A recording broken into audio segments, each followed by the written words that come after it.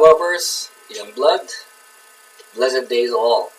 I hope everyone is doing good during the season, and we're here again for another episode of Tuesday Bible Trivia.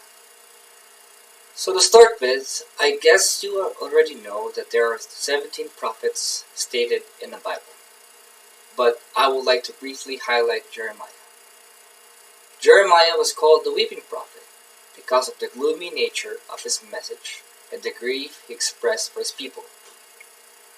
He was chosen by God before birth to be a prophet to the nation of Judah. He bravely obeyed God and shared a message that wasn't popular.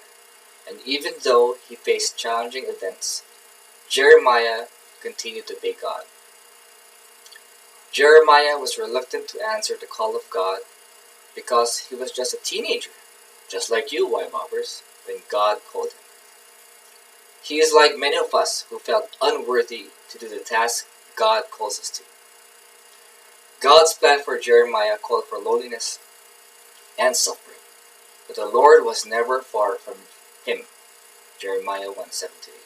Because of the impending judgment on Judah, God forbade Jeremiah to marry or have children, in Jeremiah 16:2. While that prohibition may have increased the prophet's loneliness for a time, it was also a blessing as he did not have to watch his family torn from him when the Babylonians invaded Judah and destroyed Jerusalem. God knows how we, like Jeremiah, are knit together according to God's design. That's why God tells him in Jeremiah 1:5, "Before I formed you in the womb, I knew you. Before you were born, I set you apart. I appointed you as a prophet to the nations." God leads us to employ our abilities and talents in godly ways in the world. We likely will not have the same calling as Jeremiah, nor will our call necessarily be as direct and specific as Jeremiah's was. It would be a mistake to think that our calling to our work must resemble Jeremiah's. Perhaps God was direct with Jeremiah, and because Jeremiah was so deeply reluctant to accept God's call, in any case, we can be confident that God will equip you for our work, whatever it is, if we will be faithful to Him in it. Right?